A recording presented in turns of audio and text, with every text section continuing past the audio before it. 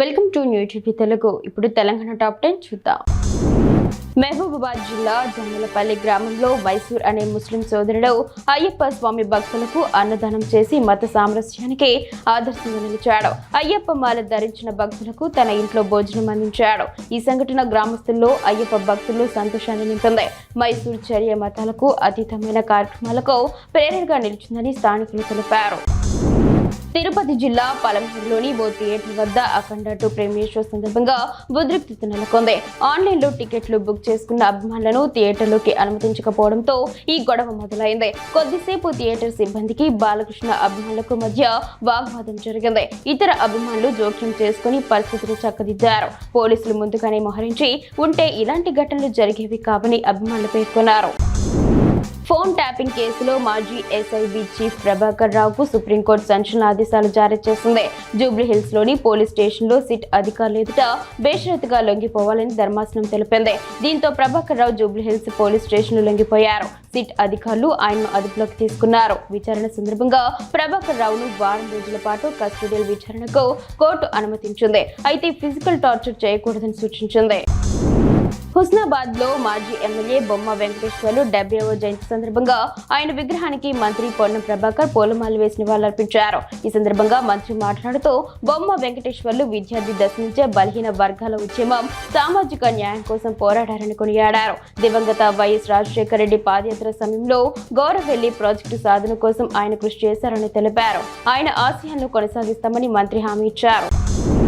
సూర్యాపేట జిల్లా మధ్యనల మండలం పోలుమల్ల గ్రామ కాంగ్రెస్ సర్పంచ్ గా రేసు లింగయ్య భారీ విజయం సాధించారు. సమీప ఇండిపెండెంట్ ప్రత్యర్థి భూతం లింగరాజుపై 1041 ఓట్ల మెజారిటీతో గెలుపొందారు. గెలుపు అనంతరం రేసు లింగయ్య మాట్లాడుతూ నన్ను గెలిపించిన పోలుమల్ల గ్రామ ప్రజలకు రుణపడి ఉంటానని, గ్రామ అభివృద్ధికి కృషి చేస్తానని, ఎల్లవేళలా గ్రామ ప్రజలతో పాటు నడిచి గ్రామాన్ని అభివృద్ధి పదంలో తీసుకువెళ్తానని తెలియజేశారు. సంగారెడ్డి జిల్లా జహీరాబాద్ నియోజకవర్గం న్యాల్కల్ మండలం చాల్కి గ్రామంలో బీఆర్ఎస్ పార్టీ సర్పంచ్ అభ్యర్థి అశోక్ యాదవ్ కు గ్రామ ప్రజలు మద్దతుదారులు మద్దతు తెలిపారు. ఇంటింటికి ప్రచార కార్యక్రమంలో ప్రజలు తమ సంపూర్ణ మద్దతు ఉంటుందని, అశోక్ యాదవ్ ను భారీ మెజారిటీతో గెలిపిస్తామని గ్రామస్తులు తెలిపారు. ఈ కార్యక్రమంలో వార్డు సభ్యులు, పార్టీ అధ్యక్షుడు ఖైరుద్దీన్ పటేల్, బస్వరాజ్, టీఆర్ఎస్ పార్టీ ఉపాధ్యక్షుడు ఆనంద్, అనిల్, ప్రకాష్, గొల్లారాములు, బసయ్య స్వామి, మాజీ సర్పంచ్ చంద్రశేఖర్, నరసింహులు, శరణప్ప, బీఆర్ఎస్ పార్టీ కార్యకర్తలు తదితరులు పాల్గొన్నారు. రంగారెడ్డి జిల్లా మేనాబాద్ మండలంలోని ఓ ఫామ్ హౌస్ లో దివ్యల మాధురి పుట్టినరోజు వేడుకలు జరిగాయి. ఈ పార్టీని పోలీసులు భగ్నం చేశారు. అనుమతి లేని 10 విదేశీ మద్యం బాటిల్లో 7 హుక్కా పరికరాలు పోలీసులు గుర్తించి స్వాధీనం చేసుకున్నారు. ఈ క్రమంలో దువ్వాడ శ్రీనివాస్, దివ్యల మాధురిని అదుపులోకి తీసుకున్నారు. ఈ పార్టీలో వైసీపీ నేతలు దువ్వాడ శ్రీనివాస్ కుటుంబ సభ్యులు ఉన్నట్లు సమాచారం.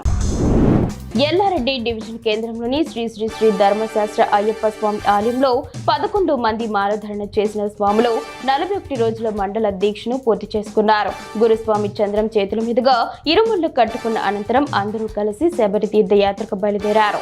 యాత్రకు వెళ్లే ముందు అయ్యప్ప గుడిలోని 18 మెట్లకు ఆలయ పూజారి శ్రీనివాసరావు పూజ నిర్వహించి మెట్లపై కర్పూర దీపం వెలిగించారు. మెట్ల పూజ అనంతరం ఇరుముళ్లు నెత్తిన పెట్టుకుని స్వాములు శబరి యాత్రకు ప్రస్థానం ప్రారంభించారు. ఈ స్వాముల్లో ఆలయ కమిటీ కోశాధికారి ఈశ్వర్ గౌడ్, కమిటీ సలహాదారుడు నునుగొండ శ్రీనివాస్ కూడా ఉన్నారు. తెలంగాణ జాగృతి అధ్యక్షురాలు ఎమ్మెల్సీ కల్వకుంట్ల కవిత సంచలన ఆరోపణలు చేశారు. తన భర్త ఫోన్ను కేటీఆర్ ట్యాప్ చేయించారని, సిగ్గు లేకుండా ఇంటి అల్లుడి ఫోన్ ట్యాపింగ్ చేసి దొంగచాటుగా ఉండడానికి సిగ్గు ఉండాలని ఆమె అన్నారు. తెలంగాణ హక్కుల కోసం తాను ఢిల్లీలో కొట్లాడుతుంటే ఏసీ రూమ్ లో కూర్చుని కేసీఆర్ నీడ చాటుగా ఉంటూ పంది కుక్కల వలె ప్రజల సొమ్ము దోచుకోలేదా అని ఆమె ప్రశ్నించారు.